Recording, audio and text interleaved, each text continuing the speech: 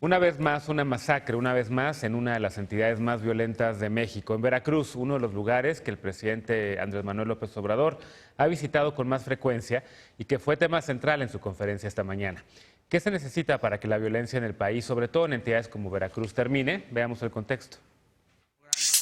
Desde que inició su mandato, el estado que más ha visitado Andrés Manuel López Obrador es Veracruz. Este domingo estuvo por cuarta ocasión y hace unas horas anunció que regresará el viernes. Solo quiero decir que vamos a garantizar la paz en Veracruz. Es mi compromiso. Habló de la violencia y los asesinatos como el ocurrido contra 13 personas en Minatitlán. Esa mala herencia, ese fruto podrido, ese cochinero que nos dejaron, pero vamos a limpiar al país. Con las críticas de los exmandatarios panistas y el hashtag Renuncia López Obrador, el presidente fue señalado por su silencio frente a la masacre en las primeras horas de ocurrido el hecho. El mandatario dijo que llevará tiempo restaurar la paz y la seguridad en el estado y que en 6 meses se verán los resultados de los 3 programas que su gobierno ha implementado: becas para jóvenes, adultos mayores y personas con discapacidad.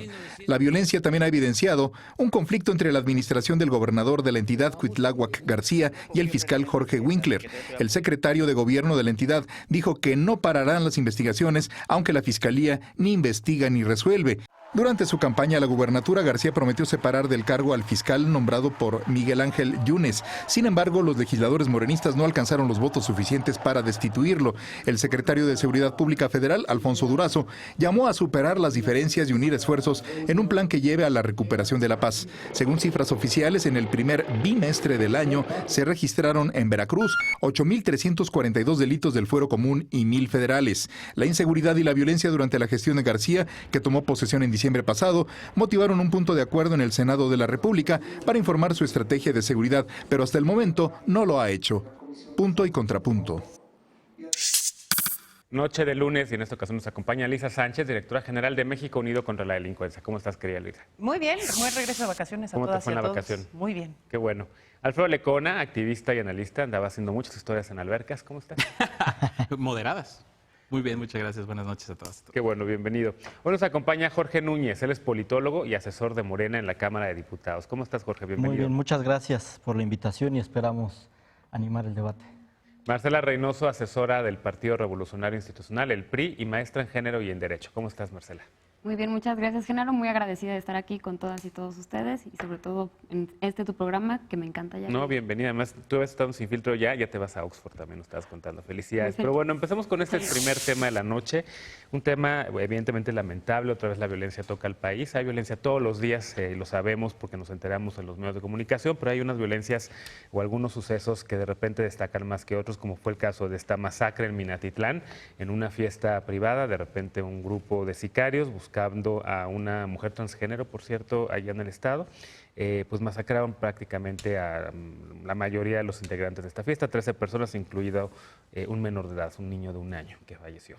El presidente López Obrador se tardó 2 días en hablar sobre la tragedia, lo hizo a regañadientes con las víctimas de la violencia en el país y prometiendo resultados en 6 meses. Hay mucho de lo que podemos hablar. En primer lugar, si se tardó o no el presidente, si está a la página cuando hay expertos en seguridad que dicen que más bien es en el verano cuando los índices de violencia incrementan. Alejandro Opp lo decía hoy en Atando Cabos.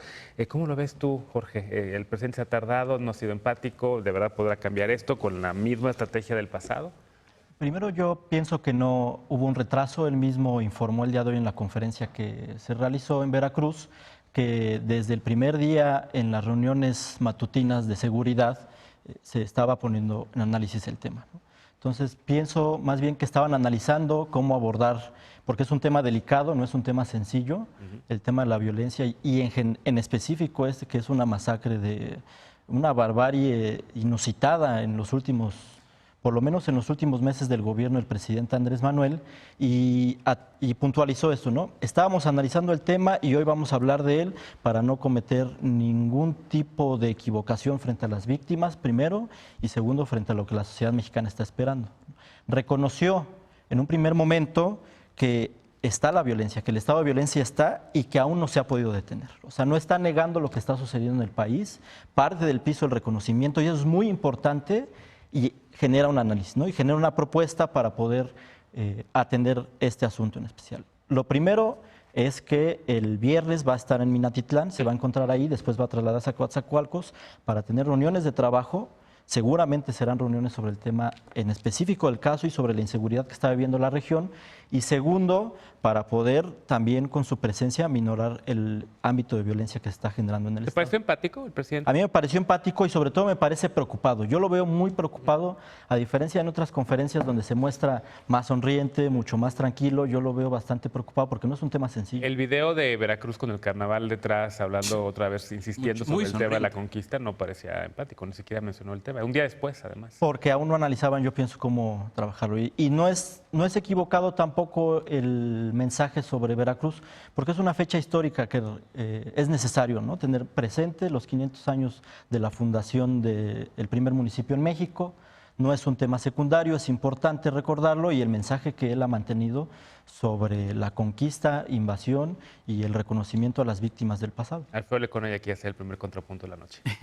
Bueno, yo creo que ya no es posible con el modelo de comunicación que se ha autoimpuesto. Es este un problema de gobierno. comunicación. No, me refiero a la parte de la empatía. O sea, ya no es posible no tener una declaración del presidente de lo que pasa a diario, porque, digo, si esto fue el viernes, el lunes iba a tener la conferencia de prensa y era ineludible.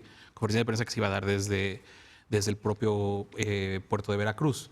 El punto es que, reconociendo que sí es histórica la forma de todos modos de reaccionar sobre un tema, o sea, de Peña Nieto, 14 días creo por Ayotzinapa, de Villas de Salvarca al Calderón, más de 10 días. 18 estudiantes en esa ocasión. 18 estudiantes en aquella ocasión, en aquella tragedia.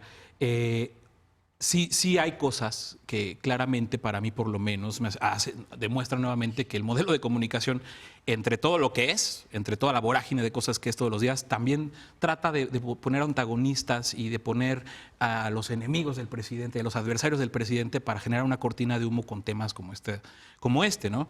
No es por nada que el sábado en la mañana también teníamos el tuit de López Obrador del de callaron como momias cuando saqueaban el país, otra vez tratando de refrescar el tema del memorándum y de lo inconstitucional y metiendo a todos quién sabe en qué costal, porque yo no sé a quién está dirigiéndose el presidente, más allá de los trolls a los que quiere alimentar en Twitter para que mantengan vivo este debate. Yo no sé cuál es la intención, pero bueno, eso es en cuanto a la empatía. Yo no lo sentí empático en las primeras horas. También hoy en la conferencia de prensa de hoy, perdón, pero yo también vi muchas risitas y mucho levantarle la mano al gobernador y realmente muy poco. Y por lo menos si hubiéramos esperado un tuit o una declaración antes de cualquier otra cosa, con el pésame. El pésame no cuesta nada, el pésame no adelanta nada de líneas de investigación, ni mucho menos. El pésame en sus propias, ándale, en su propia forma en la que se ha manejado últimamente, el pésame es cristiano. Y lo que sí es cierto, lo que tiene razón desde luego, es que esto es una herencia, ¿no? Una herencia maldita, creo que decía hoy Sergio Aguayo en la mañana, Denis Dresser en la mañana. Es impensable, es totalmente imposible que con el cambio de gobierno y con discursos estén cambiando las cosas, puedan cambiar las cosas de un día para otro. Pero justo Veracruz es la muestra de que no es con discursos, no es con el maremoto electoral, ni con tener la mayoría legislativa y de gobierno del partido en prácticamente todo Veracruz, como se hace una transformación. La crisis de impunidad, la crisis de violencia que tenemos, ya lo hemos hablado también en este espacio, claro que es una herencia de Duarte, claro que no es culpa de Andrés Manuel López Obrador, pero la responsabilidad hoy por hoy, ¿cuándo va a empezar a ser justo marcársela al nuevo gobierno? Marcela, dice Alfredo que en el pasado, bueno, Peña Nieto se tardó en reconocer los muertos en Ayotzinapa y muchas otras tragedias, lo mismo Felipe Calderón. ¿Tuviste al presidente empático? Hay por ahí también el tema de un fiscal que fue nombrado por el antecesor, Jorge Winkler. Iba a decir Winterfell. Estoy todavía en Game of Thrones, pero que lo vamos a debatir, por cierto, a fines de esta semana, porque Alfredo le conecta. Pero bueno, a ver, ¿cómo ves tú el tema de la empatía del presidente? El tema del anuncio que hace en 6 meses vamos a darle la vuelta a esto. Mira, creo que aquí tenemos que hacer, hay un parteaguas, claramente, hay un parteaguas entre la legitimidad que puede tener uno u otro de los presidentes de la República. Desafortunadamente, en algún momento la imagen del sexenio pasado de la presidencia se desgastó. Sobre todo, bueno, cuando tienes una oposición que está, estoy hablando del sexenio pasado, una oposición que está en campaña permanente y que te está golpeteando y golpeteando y golpeteando, pues por supuesto que se debilita y sobre todo, bueno, también creo que la estrategia que hace rato mencionaba Alfredo de comunicación del presidente actualmente, bueno, le permite siempre estar en palestra, ¿no? Y refrendar precisamente la simpatía que se tiene con el presidente López Obrador. Tiene una legitimidad que nadie la discute, tiene una legitimidad que se ganó en estas últimas elecciones que fueron avasalladoras en cuanto a los resultados. No sé, ahorita lo discutiremos, pero voy a terminar mi punto. Sí. ¿Por qué hago esta distinción? Creo que es preciso hacerla. ¿Por qué? Porque alguien que tiene la legitimidad que tiene el presidente López Obrador, creo que tiene que ser más responsable con el uso de su tiempo y con el uso de los recursos estatales en materia de comunicación y también tiene que ser responsable con ese compromiso tan grande que absorbió y que tantos mexicanos con tanta ilusión, con tanta devoción y esperanza se lo dieron. Entonces, a ver, creo que él no se puede dar el lujo de ponerse a pensar como lo ha hecho con las guarderías y como lo ha hecho con otras cosas, de a ver qué se me ocurre, primero, o sea, a ver qué pienso después, cómo puedo resolverlo. No, a ver, si él ganó, es para gobernar. Y a propósito, decían mucho la parte de AMLO renuncia, no, perdón, el señor ganó las elecciones y las ganó ¿para qué? Para responder. AMLO no debe renunciar, AMLO debe responder. Esa es la otra cuestión que está en el debate, ¿no? Las redes sociales y todos estos hashtags, muchos inflados por bots, por cuentas falsas de AMLO renuncia y AMLO el pueblo está contigo, ¿no? En ambos lados se cuecen bots, pero... Perdón, nada más quiero añadir una cosa, y si quiere conservar precisamente esta legitimidad, pues tiene que ganársela y tiene que refrendar el compromiso que absorbió con el pueblo, y no nada más, como decíamos, bueno, a través de discursos y arengas, ¿no? Lisa, ¿con qué te quedas? ¿Fue empático el presidente? ¿Es un problema de comunicación? ¿Es lamentable la tardanza con la que sale que ni siquiera da el pésame? ¿La está regando al decir que en 6 meses va a ofrecer ya resultados de verdad? ¿Está poniendo ya un tiempo, un deadline, digamos, un límite temporal para decir en 6 meses van a cambiar las cosas? Yo me quedo con lo bueno, lo malo y lo feo de este episodio, ¿no? Lo bueno que podemos rescatar es que efectivamente el presidente se desplazó a Veracruz, sí. Entendió desde antes, incluso antes de la tragedia de Minatitlán, que Veracruz era un estado en el que había que redoblar la presencia, porque también lo hemos discutido muchísimo en esta mesa, al estado no le queda nada, ¿no? El estado todo lo que podía empeñar ya lo empeñó, lo que podía federalizar lo federalizó, y hay una necesidad muy fuerte de presencia estatal en el Estado, no solo en materia de seguridad, sino en materia de corrupción, en materia de desarrollo económico, en todos lados, ¿no? La necesidad está ahí y es el Estado más visitado, como veíamos en la nota de apertura, que eso me parece bien. Lo malo de este episodio, pues sí coincido con Alfredo en el sentido en el que no me gustaron las declaraciones del presidente, porque una cosa es que tengamos inercias de una mala estrategia de más de una década, que se van a seguir presentando además para malestar del presidente en el futuro cercano, y yo me atrevería a decir incluso en el mediano plazo, volver a recetar toda esta arenga de los que callaron, los que hablaron, los que dijeron de quién es la culpa y la noche neoliberal. Antes en realidad, muy callados y ahora sí preocupados. Se cierra al análisis de algo que Jesús Silva Herzog Márquez decía muy bien en su editorial de hoy, que es el tema de la complejidad, ¿no? Para poder entrarle al fenómeno de la violencia desatada, como es la que motiva o la expresión de la cual son las masacres, tenemos que entrar a la complejidad del fenómeno delictivo, a la complejidad de las estrategias de seguridad, a la complejidad de la coordinación entre distintos niveles de gobierno, a la complejidad de la relación de esas redes de macrocriminalidad con la sociedad, a la complejidad del todo, de las tendencias históricas, de las acciones inmediatas, de las respuestas que se deben de dar.